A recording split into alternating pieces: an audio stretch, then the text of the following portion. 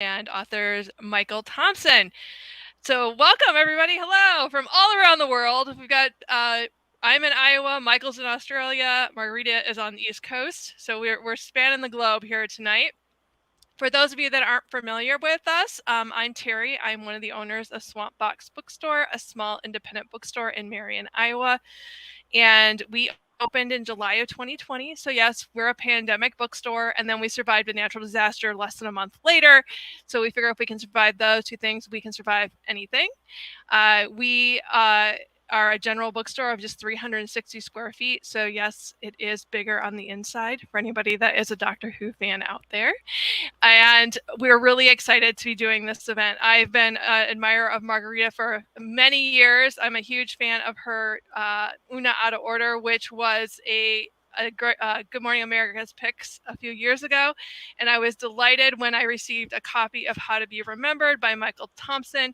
You'll find out tonight as these two authors discuss their books, the similarities between them and why they are so amazing books about relationships and making a mark in the world, even if you're living your life a little bit differently than maybe you anticipated.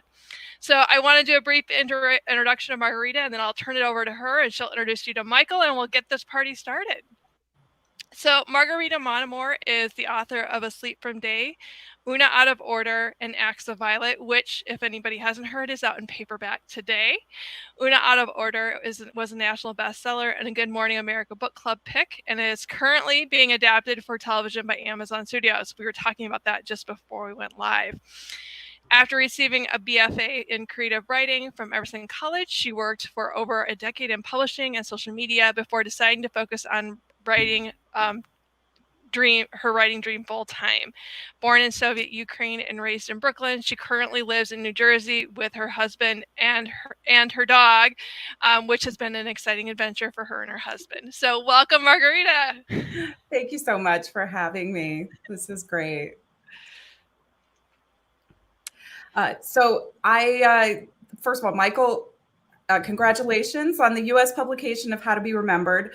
We were just talking about how this book, I mean, it's sold in translation rights in at least, I think, half a dozen countries. You sold the movie rights before the book even came out. I mean, it's just doing gangbusters. And I would love, before we dive into the nitty gritty, if you could give a little bit of background. I was actually curious what you worked in media. I know you host a podcast, how you transitioned from that into writing, and then if you want to give a quick summary of your fabulous book, How to Be Remembered, which I loved so much, and just I've been raving about to anybody who'll listen since I've read fantastic. That is so good. Thank you so much. And thank you for doing this today. And thank you, obviously, to Terry at Swamp Fox Bookstore. This is fantastic. Very exciting to be here at last. So there's a couple of things in there. I think, in a nutshell, my kind of career and what kind of led me to this point was I did study journalism. My background is in journalism and radio. So I worked for about 15 years as a producer and a journalist working in radio. So a lot of early mornings, very, very early mornings. And at the start of 2020, end of 2019, I finished up at the company I'd been working at for 11 years and decided to take a couple of months off before finding a new job.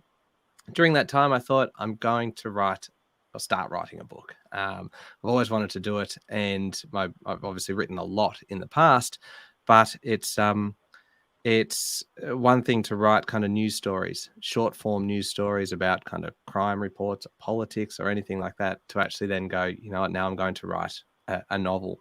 So I sat down to start doing that, and then and I thought, and in the meantime, and then I'll look for jobs, and then COVID hit, and suddenly there were no jobs. And so I thought, you know what, I'm just going to keep on writing. And that's kind of where How to Be Remembered came from. And at the same time, we then started a podcast business, which is called Fear and Greed. It's business news, which comes out every day. And so there's still early mornings there. It seems I kind of have some kind of an addiction to the alarm going off very early in the morning, and so that's kind of the day job while I'm writing at the same time. And How to Be Remembered then kind of came out of that period during the pandemic. And in terms of kind of the story in a nutshell, it's a pretty simple kind of concept, I suppose. The idea is that it's about a young man by the name of Tommy. And he, on the same day every year, his birthday, everybody who knows him forgets who he is. They just forget that he exists. And so all memory of him is wiped from their minds, and kind of all evidence that he was anywhere is gone as well. So he has to start, he knows who they are, but he is a stranger to them. And so it is basically the story then of how he lives his life, and how he is basically kind of resigned to what is a pretty kind of grim fate. But he it's kind of then when he falls in love that he becomes somewhat determined to find a way around what he calls the reset. And that's really where the story is.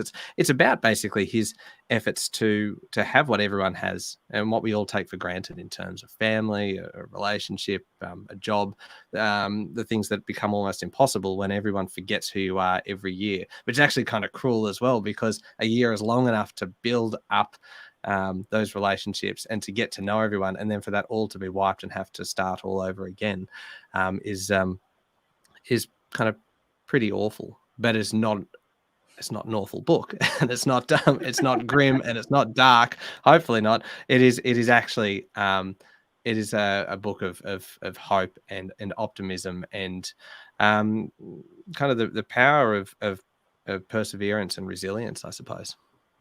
That was a very long answer, wasn't it? That's okay. Don't worry about it. But that was something that struck me, because especially like his early life, where it's like the first year his parents forget him, and it's so heartbreaking. And I immediately felt for Tommy and felt like, oh my God, how does anybody, kind of, how are they able to live like this? And it's interesting because I mean, my first novel, Una Out of Order, also had something strange happening every year on her birthday, that she travels into a different point in her life. But I intentionally made it happen from her, from the time she turned 19, because I thought, oh my God, this would be way too traumatic and difficult for her to deal with through childhood and adolescence. And the fact you tackled those years, I thought was very, like, you went there. And I know, like, it's the question that's asked more often than any other, but how did you get the idea for How to Be Remembered?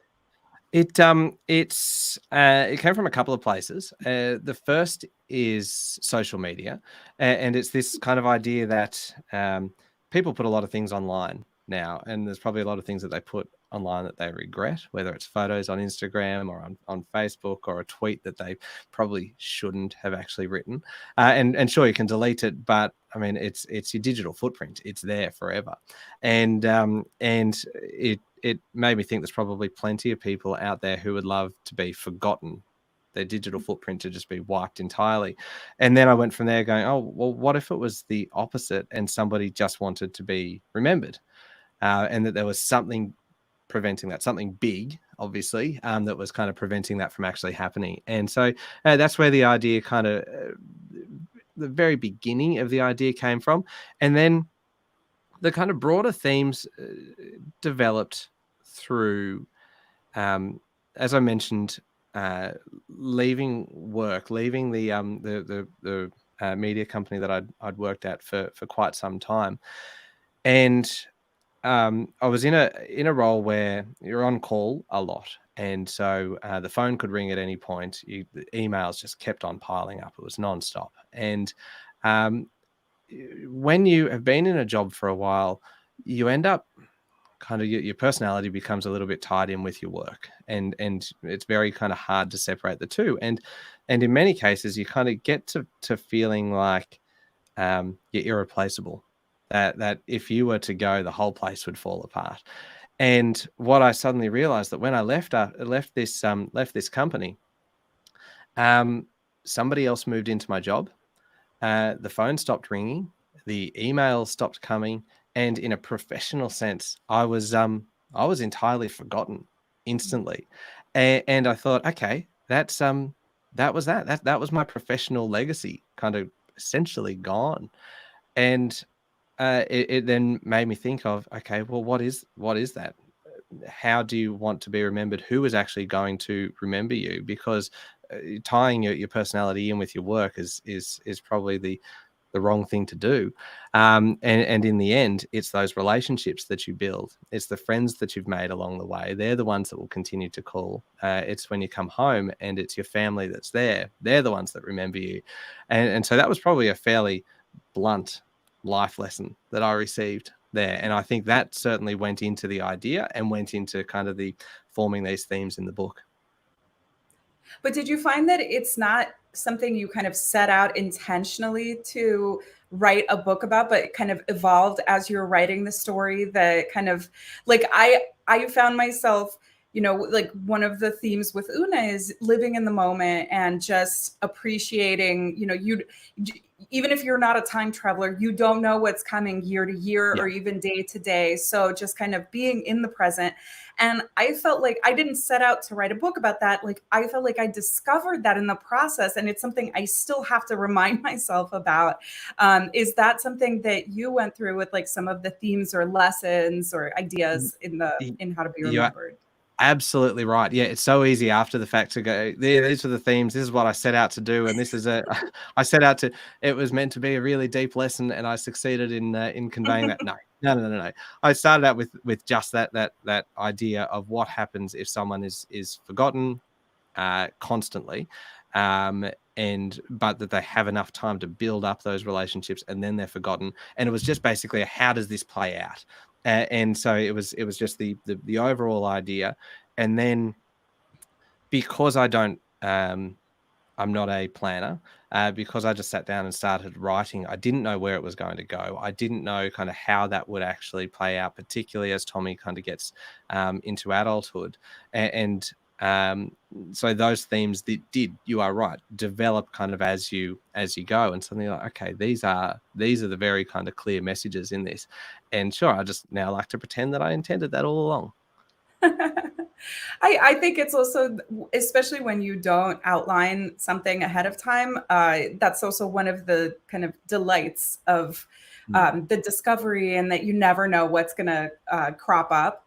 And I was actually going to ask, I always love knowing whether writers are, as we call them, plotters or pantsers, whether you outline, whether you kind of, I call myself a plantser because I do like making like loose notes or ideas, but then a lot of times I'll deviate from that outline, or I will still kind of end up kind of discovering a lot of things and writing along the way. But it sounds like you went in very, like, did you have any idea, like even the ending you were writing to, or you just went in blind? No, I didn't even know if I could write a book. Like that's how much I was, because as I said, my background being journalism, I had written a lot, and it's all short form. It's 200 words or 300 words, and it is conveying exactly what has happened somewhere else. You are trying to relay with absolute factual accuracy exactly what has taken place, and you're trying to do it in as few words as possible.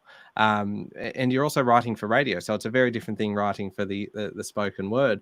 And so then to sit down and go, okay, can I now go from writing 200, 300, 400, 500 words to writing 90,000, 100,000 words, and something that's coming out of my imagination, as opposed to just what I can see is happening over here and putting it onto the page.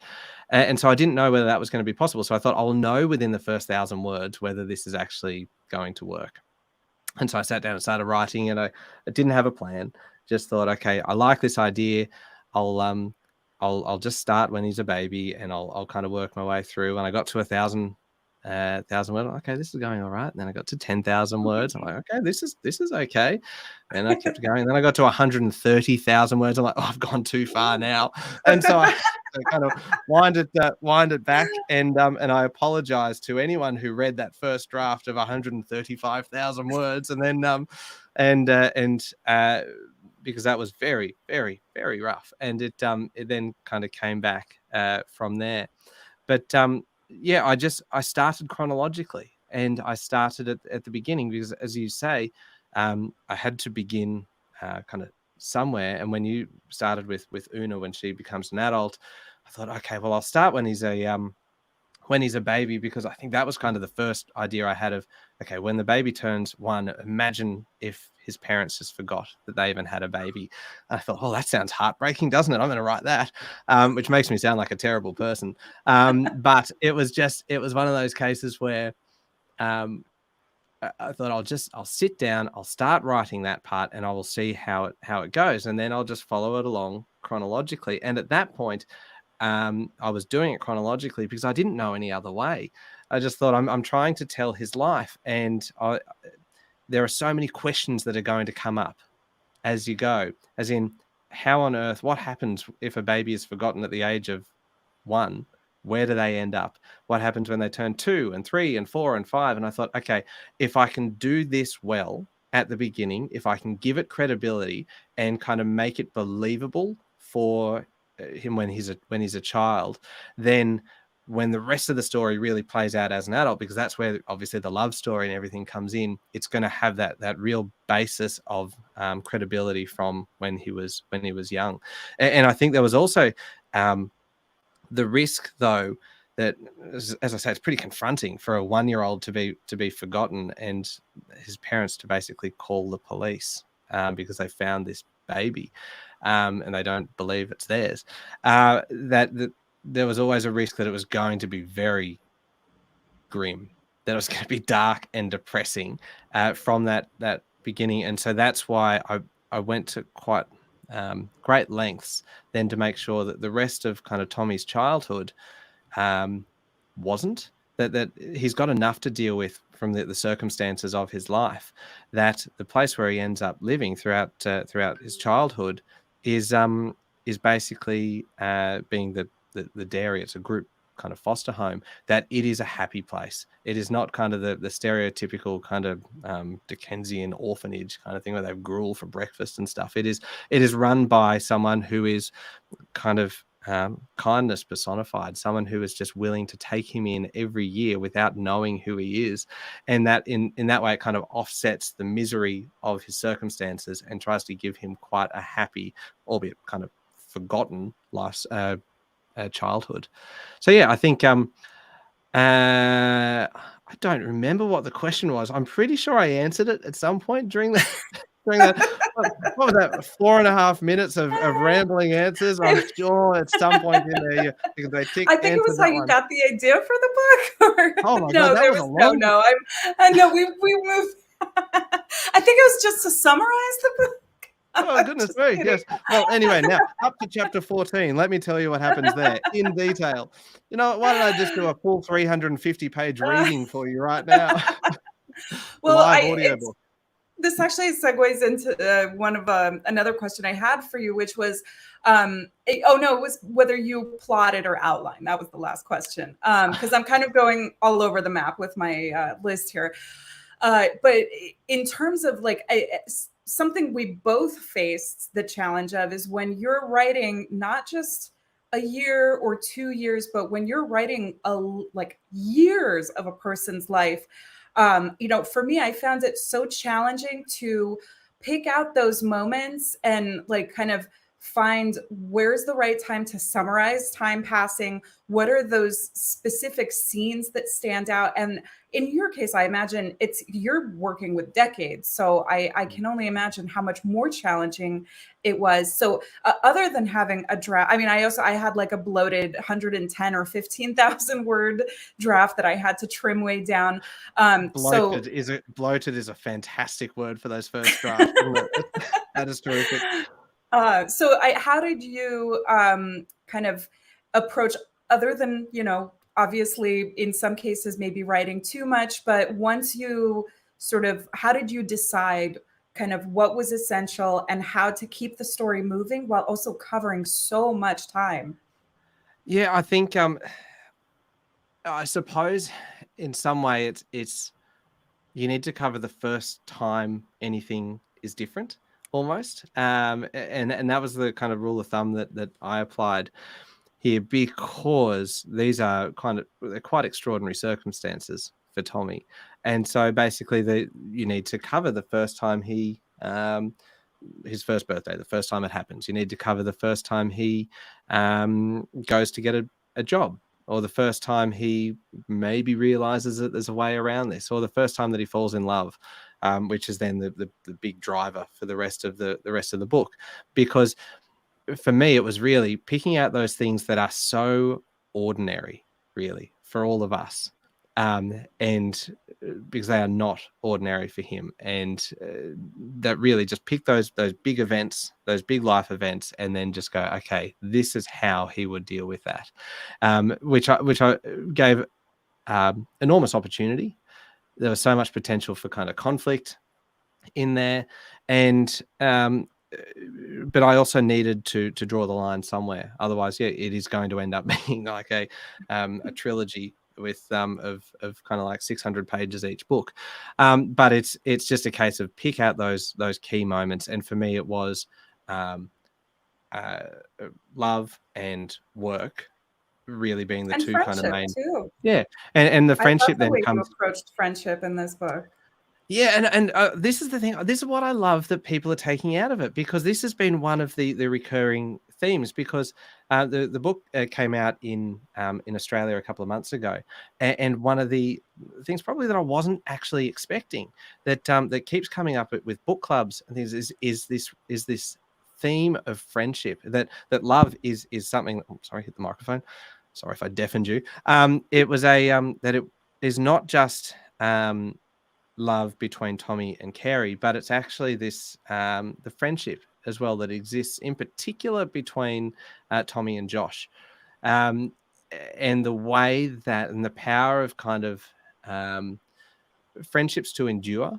Because I think we've all got those friendships, for instance, like that perhaps someone that you went to school with, or a childhood friend that you might not have seen for 10 years or 20 years or 50 years, kind of in some cases, but that you know that whenever you get back together with that person, about 3 minutes later, it's going to be like no time has passed at all.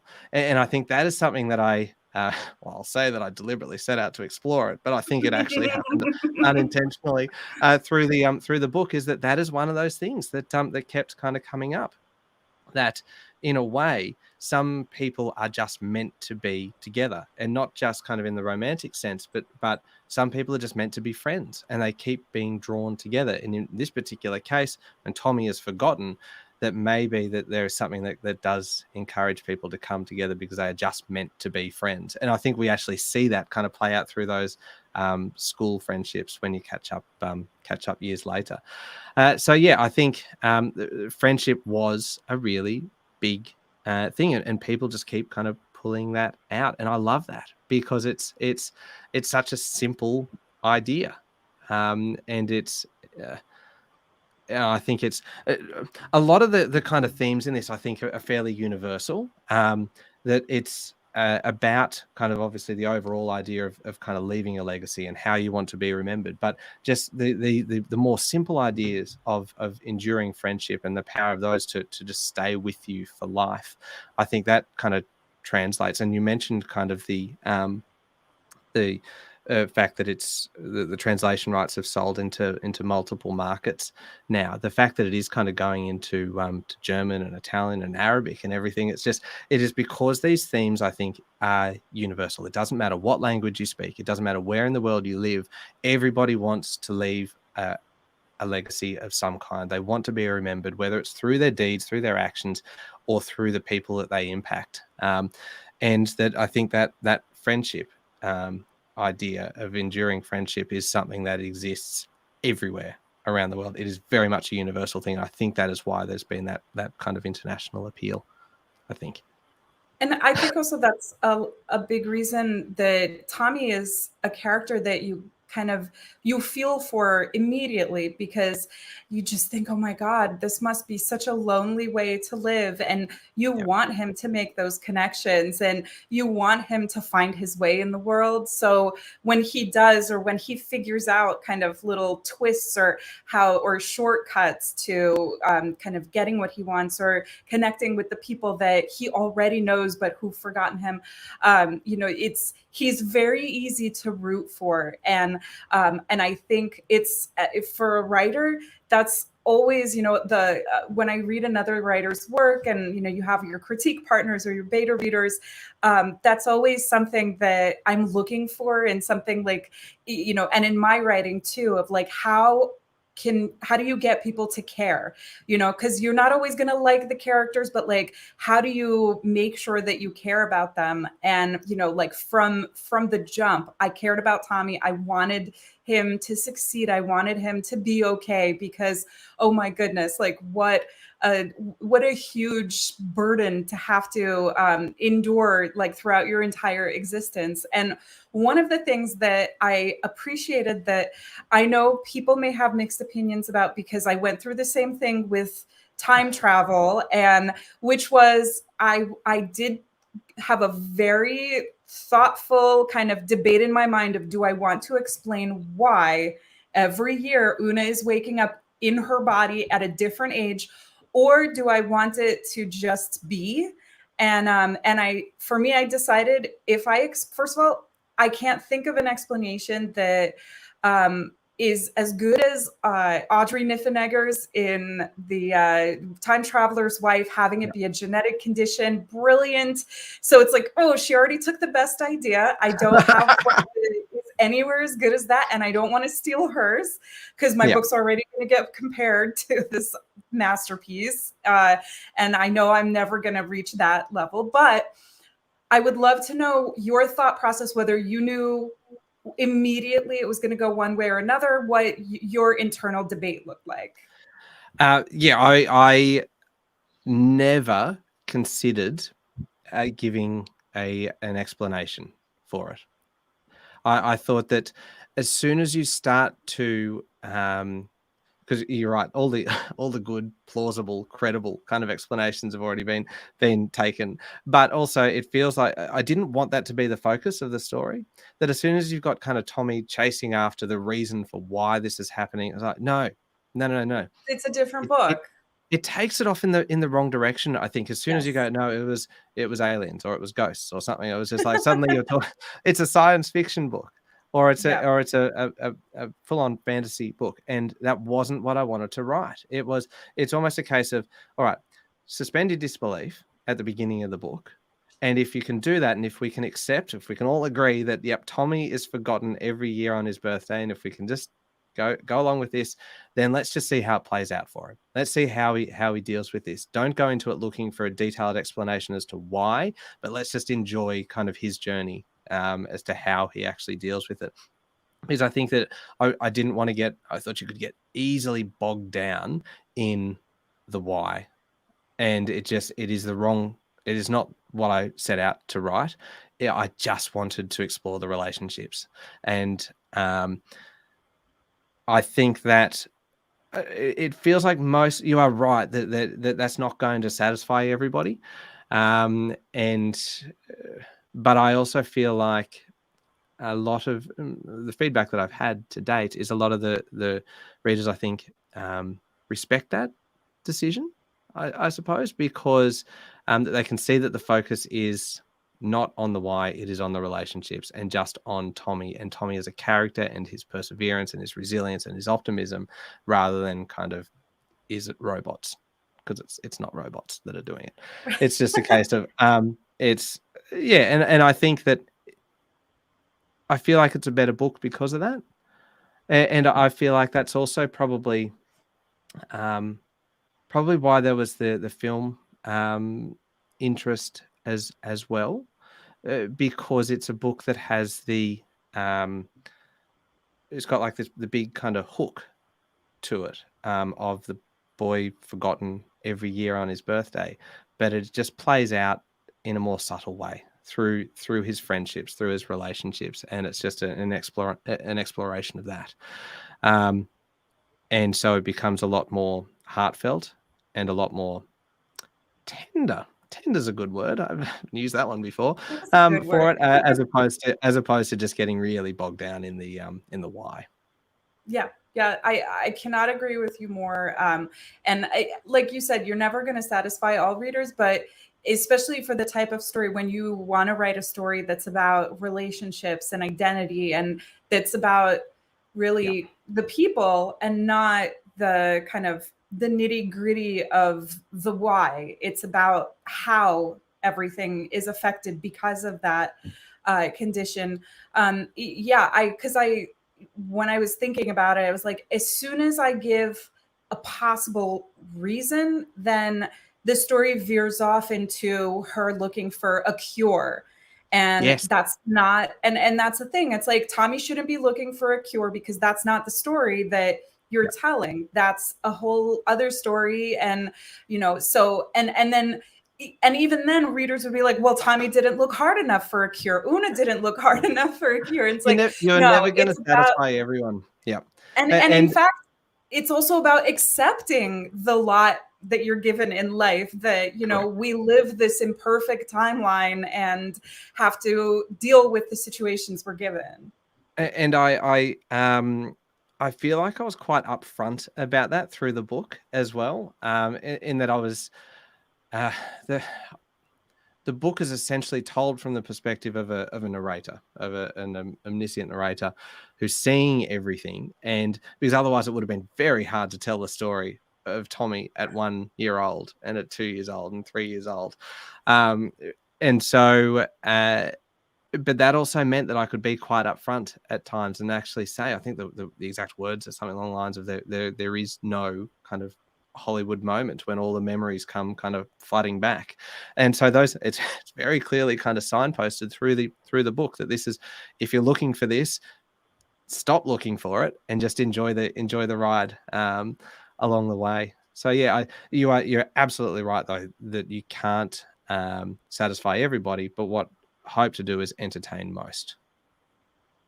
Yeah, and I will be honest, there was a part of me that was like a little bit in denial too, just because my heart went out to Tommy so much that I was like, maybe this will be the year where the reset will not reset, or like, because he has this connection, this great friendship, maybe his friend won't remember, or like he'll say something that like will click, and people like, yes, and so I actually really loved your, I don't want to say brutality, but how you committed to the reset. And that, because then anything that happened to Tommy that was positive felt so well earned and felt like, oh, this is great. Like you cheer him on because he's already just been given such a tough row to hoe, Yeah, it's a good way to put it. And I think the other thing is that you need to do that almost so that it's got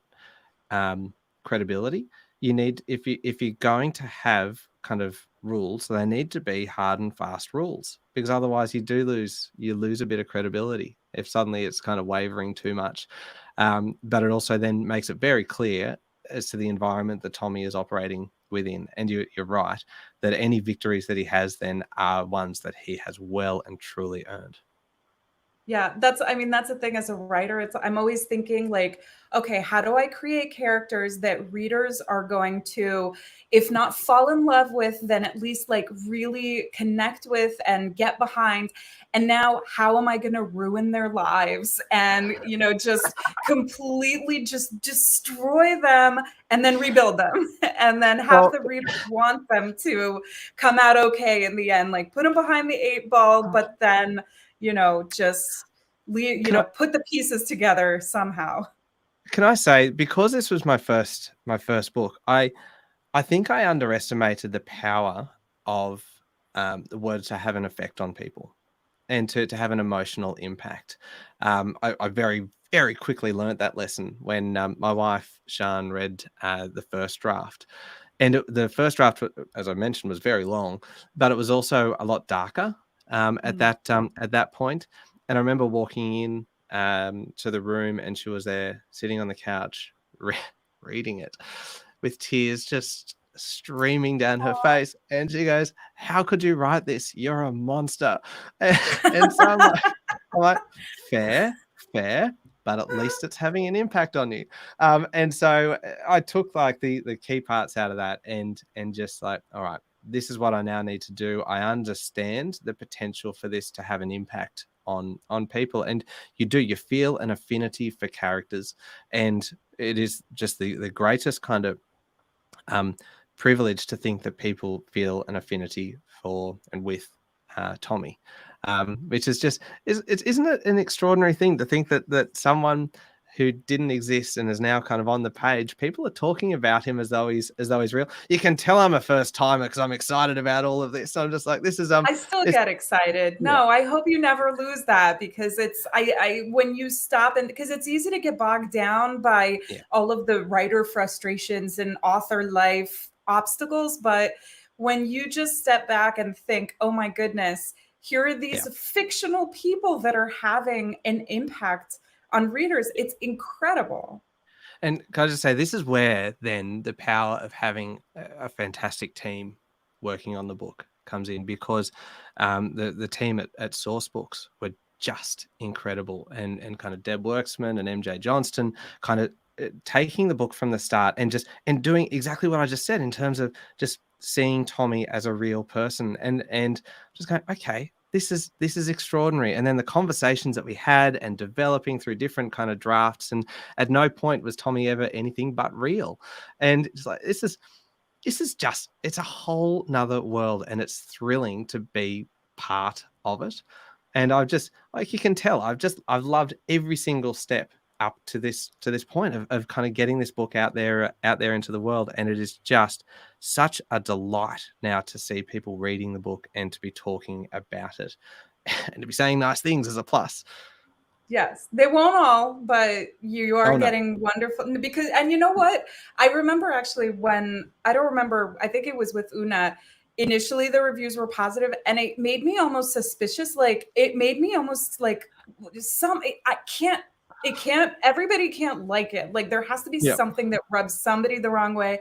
And it was almost a relief once the opinions came in and they were, mixed, because there's going to, I think I told you before, like, if you ever feel bad about a review you get, just look up your favorite book on Goodreads and see all the varying opinions, all of the wonderful and horrendous things people say about it. So, you really never know what the reactions are going to be, but it's great that you are getting such positive feedback for Be Remembered. It's funny because we've talked about how you'll never please everybody, but it's funny how much opinions can vary on the same text, and also, like, I'll have one person say that this book was too disturbing, and then the next person says this was an easy read, it'd suit a YA audience. I'm like, okay, all right, somewhere in the middle there, I'm sure is kind of is where we're landing. And it's extraordinary to think that there is so much kind of range for interpretation. And that's the other thing that I need to keep reminding myself is once it's out there, that's it. I've got no control over it. It's out of your control. And people can and readers will hopefully enjoy it and maybe hopefully feel something. Hopefully not think I'm a monster like my wife did, but hopefully feel something, maybe something positive. No, I'm sure that they will. And I wanted to ask, since, like, you only get to be a debut author once and it goes by in such a whirlwind, like, I'm so glad somebody at some point gave either me or some Facebook group I was part of the advice of just slow down and enjoy as much as possible, because it's going to fly by. Like, the one thing I wish I had done was just savor more of those moments, not get stressed out. So I would love to get a peek inside, because they call it like the debut year, and like, what have been some of the most challenging and some of the most rewarding aspects of your debut time so far?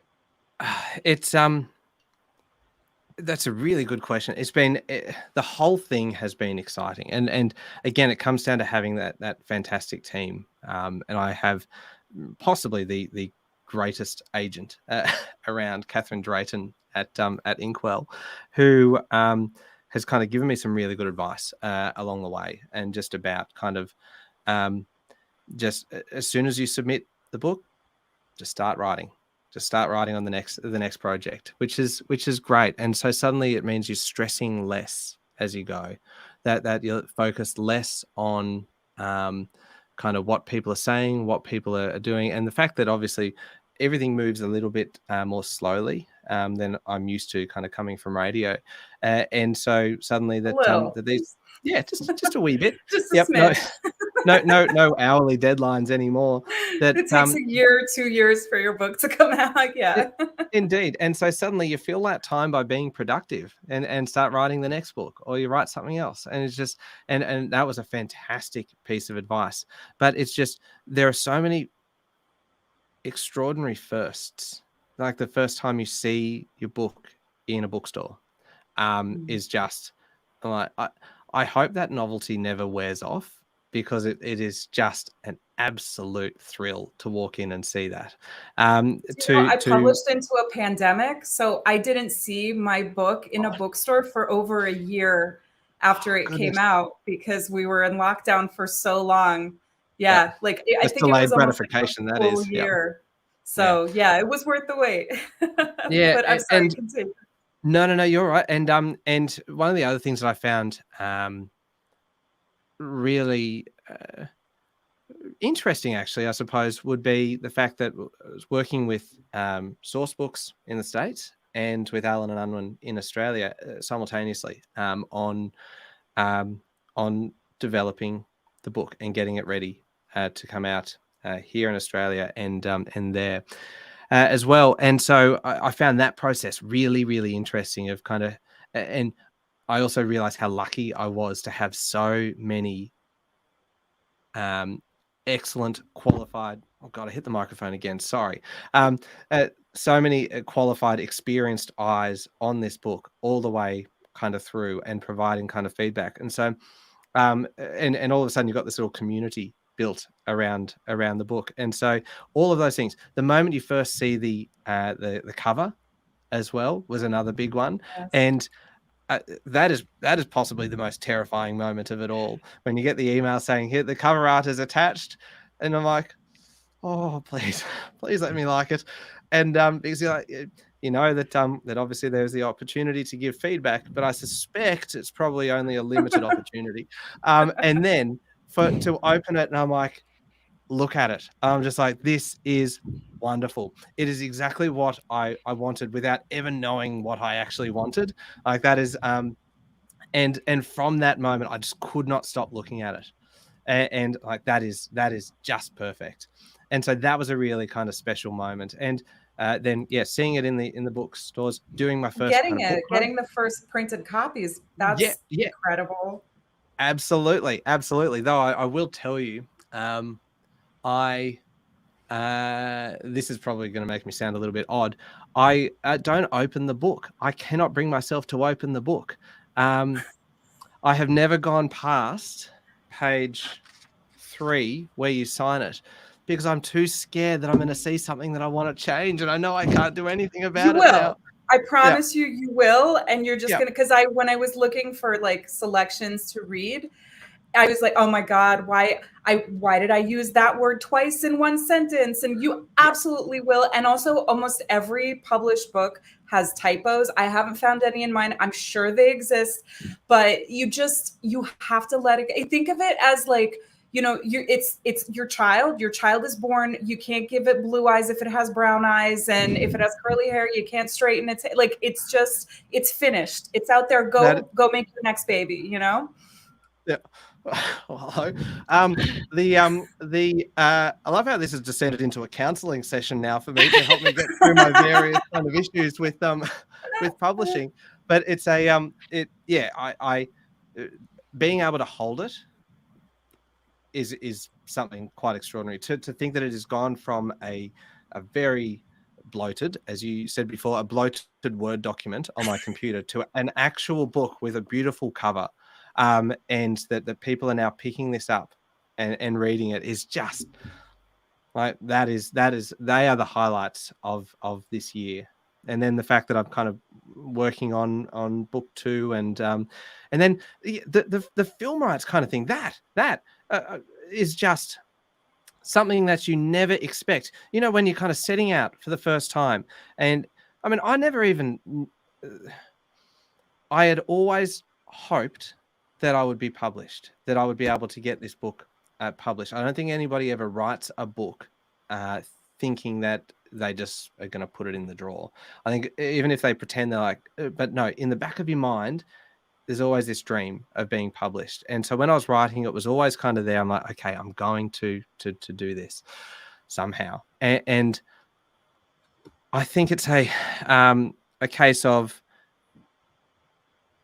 just constantly just keeping on to push through to have that list of things that I had always dreamed of, and then one by one to tick them off, and to have suddenly the calls with film producers going, we love the book, this is what we would do to potentially take it to the big screen, and then to have it kind of optioned for film kind of 6 months before it even kind of hit the shelves here, based on one of the kind of the draft manuscripts. It was just, that's one of those things that's like, I dreamt that this could happen, never expected that it actually would. And so there's just these highlights, these things that you would never actually anticipate could happen, and they have happened over the last 12 months or so. And I'm just constantly pinching myself, and very, very grateful to be in this position. Yeah.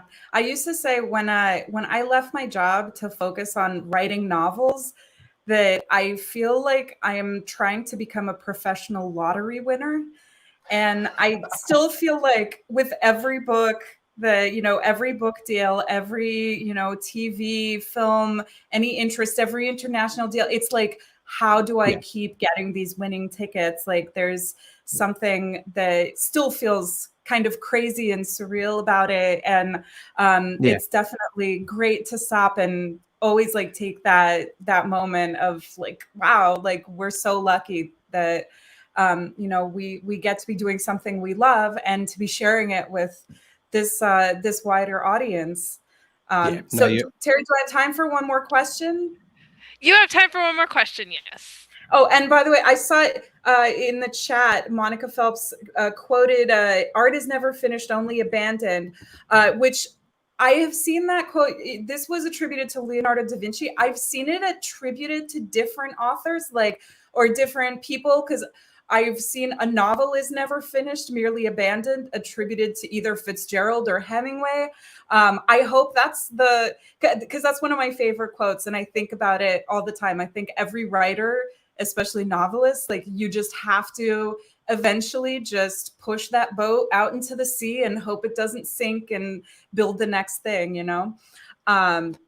That's a fantastic quote, isn't it? I love that quote. I love that quote. So I wanted to round out with a question that I love because it's so freeform. Now that you've been doing, I'm sure, a lot of Q&As, what question do you wish you got asked at all or more often? And of course, share the answer with us. It's actually a really good question. It's I suppose actually it's something to do with kind of because my career before this was in media, and it was very kind of fast paced. I suppose the question would be about kind of those differences going from media and going from radio into writing. And because it is something that has stood out so starkly to me. Radio and media is such a cutthroat industry. It is a place where you have these hourly deadlines and everything is so fast paced, and it can at times be a really unpleasant and really quite aggressive environment. And then to go into writing and into publishing, it is just the most extraordinarily supportive environment to go into.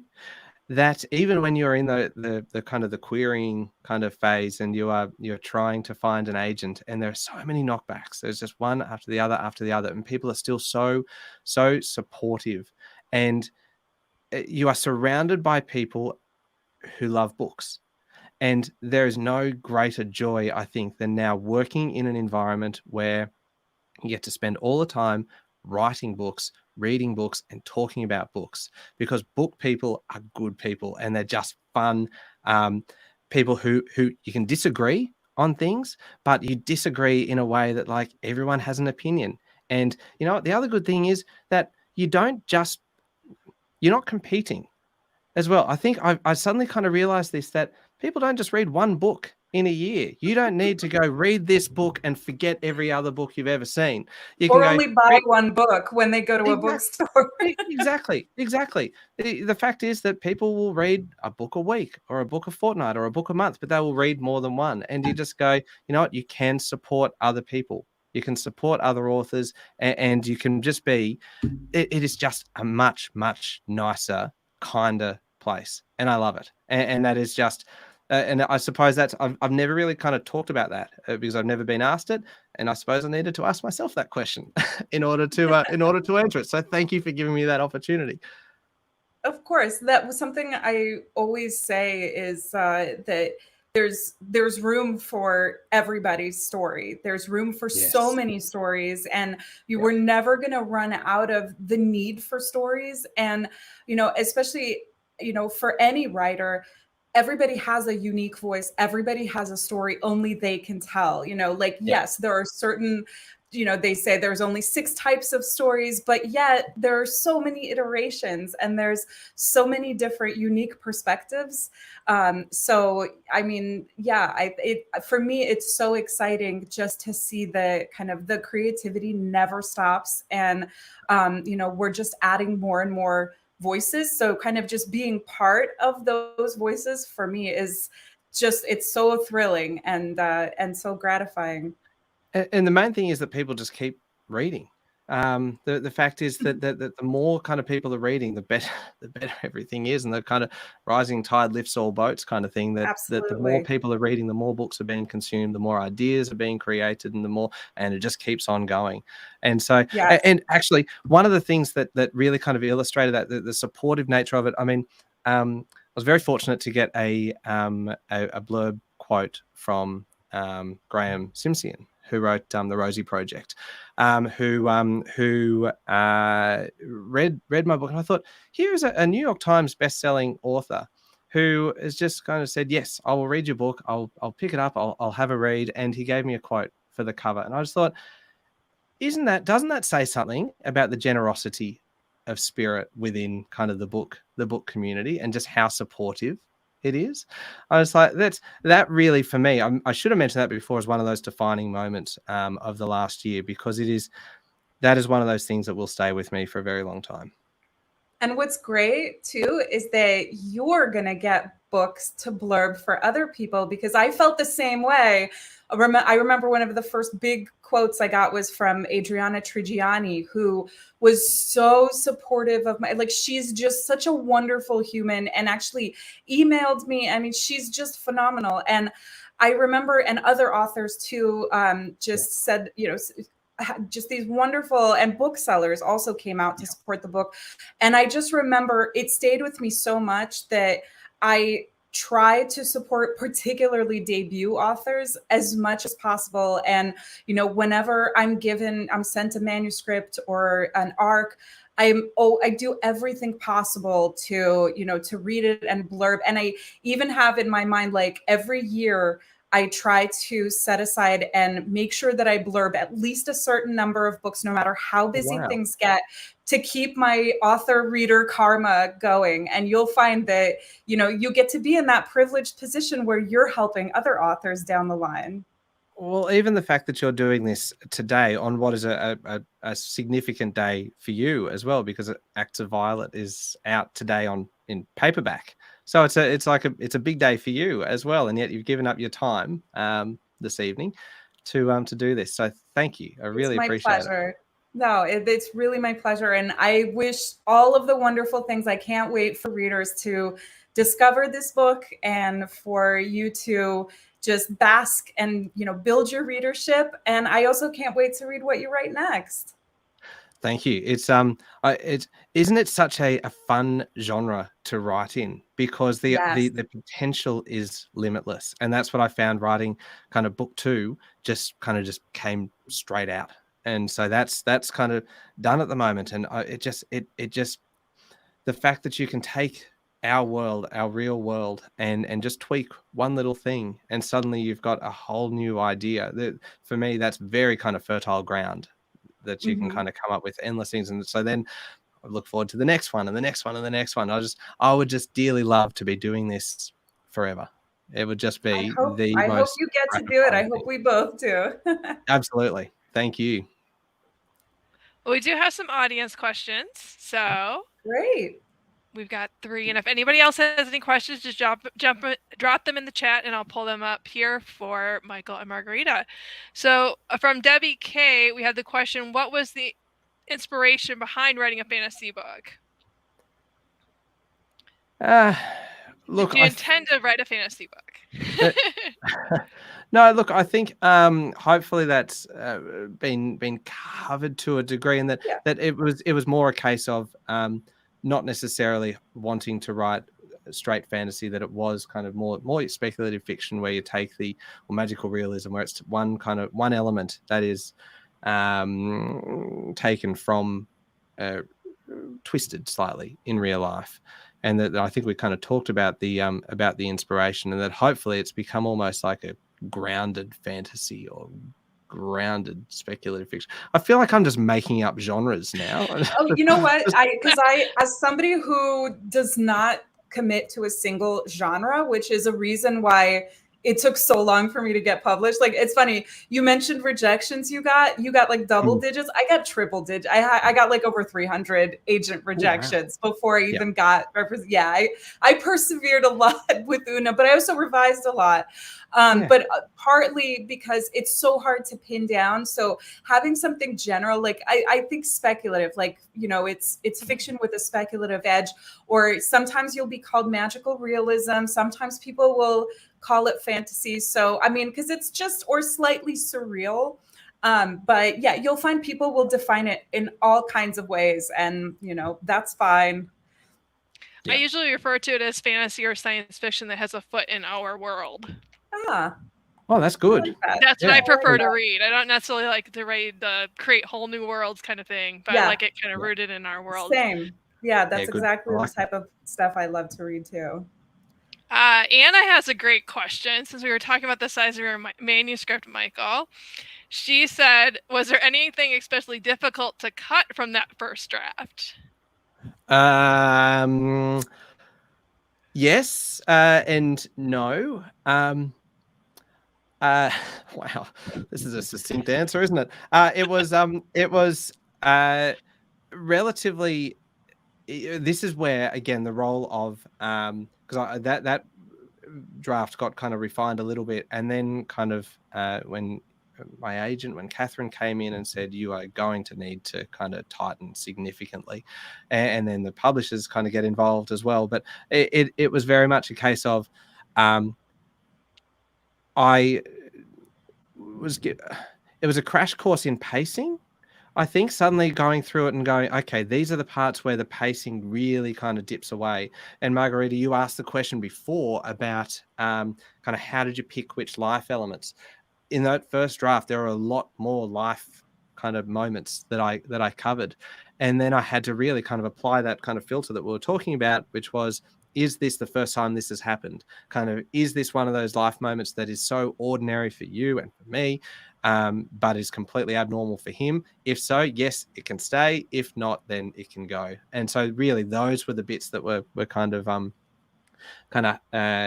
actually probably relatively easy to cut out. But I mean, cutting anything out is hard. I think if it was up to me or up to us, I suspect all authors would probably be releasing bumper editions of all books, and the pacing would be terrible. I mean, they do with Deleted scene. movies, right? You have your extended edition of Lord of the Rings, or The director's cut, yes, and suddenly, Yes. when you get an extra 40,000 words in the book, you're like, you really didn't need to do that. So Monica says, Michael, I know that your writing career thus far has been mostly nonfiction. Do you read a lot of fiction? And we were talking about this before we got on too.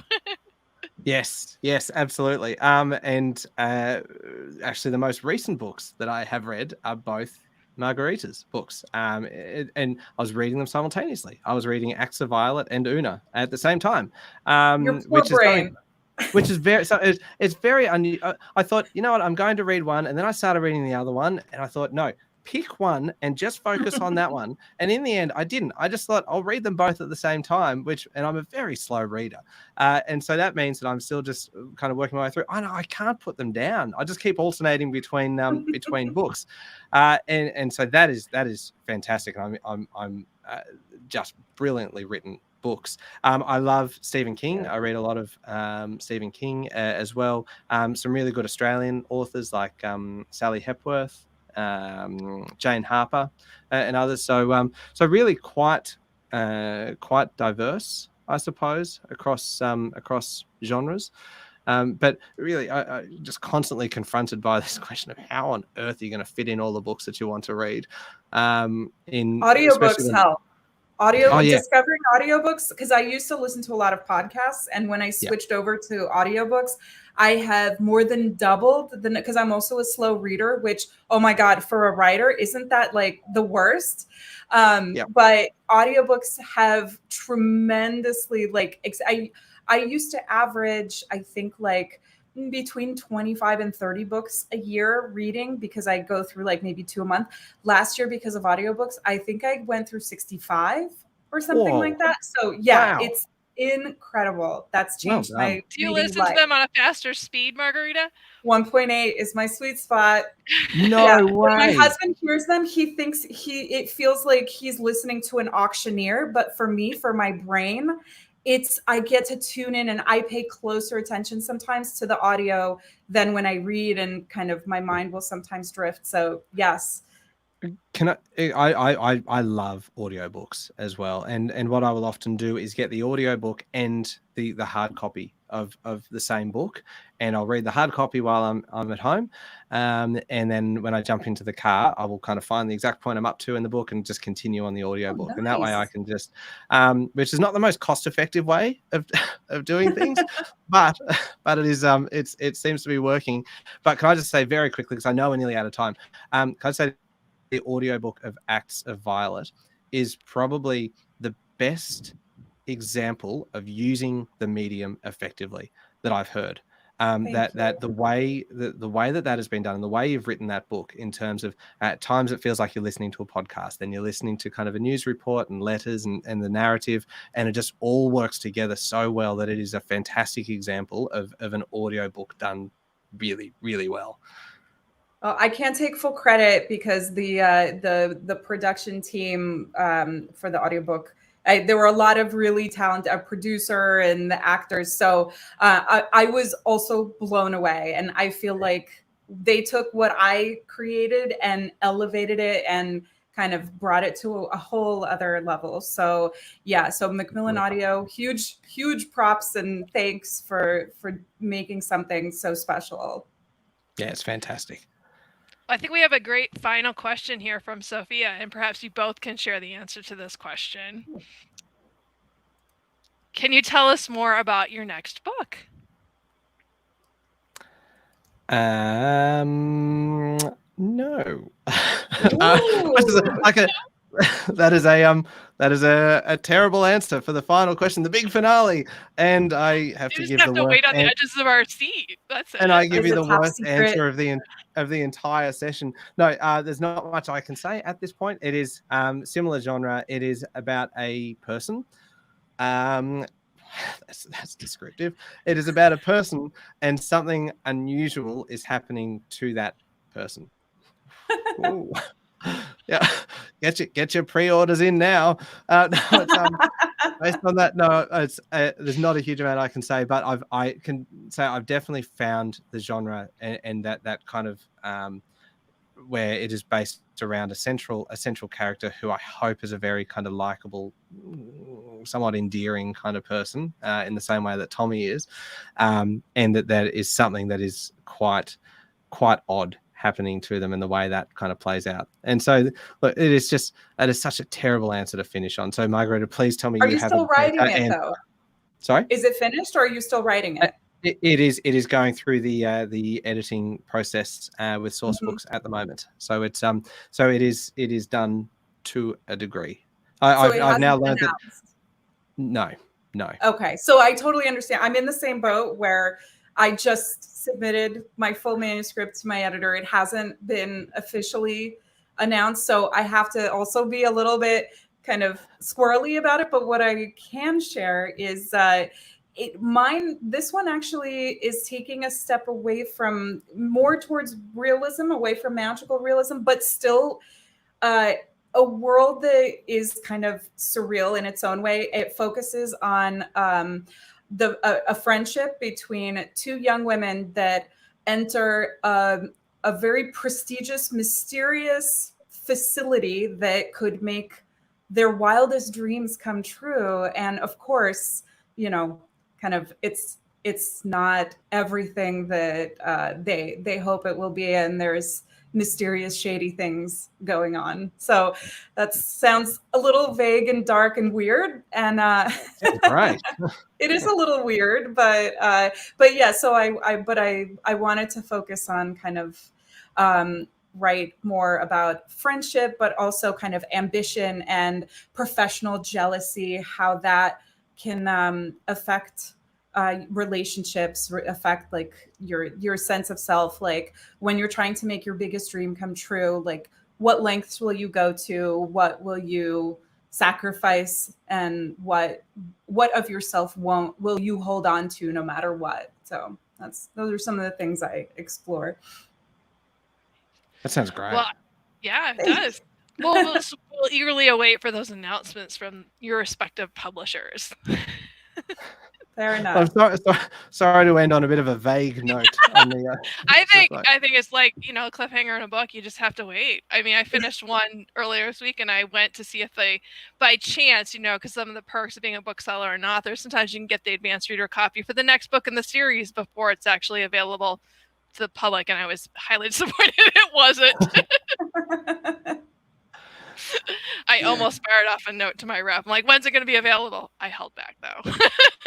Well, the nice thing about being in our position is that at least with my last book, my editor did ask, who can we send advanced copies to? And so I always put like the booksellers who've supported me, like obviously, some authors, but I'm always like, we have to send it to this bookseller, because I mean, you are doing, the work of angels, and the way that indie booksellers help support and promote authors, and just we all do it for the love. We hope that we can make a living doing it, but the love comes first, and it comes across so much in all of your efforts. And thank you for having us here tonight. Well, I was excited when Source Books reached out to me about Michael, and that was just icing on the cake when they said you were going to join us as well, Margarita, because I've been a huge fan of Una since it came out. So I was delighted to have you here as well, and I loved Axe of Violet as well. And Michael, I loved How to Be Remembered, and I can't wait for your next book. Both of them are available now in paperback, and I didn't bring a copy of Axe of Violet, but that's available today, as well as Michael's book, How to Be Remembered. You can get them from your local indie bookseller. If you don't have one near you, we do ship from our shop in Marion, Iowa, and you can always check out bookshop.org as well. So thank you for your time tonight, Michael and Margarita. We appreciate you taking time out of your busy days, and I suppose in a sense, Michael, time traveling a bit with us since it's tomorrow in Australia already. We hope you have an excellent day. And Margarita, stay safe from the storms in New Jersey tonight. Will do. Thank you. Thank you both. Have a good night, everyone. Good night, everybody. Thank you. Bye-bye. Bye.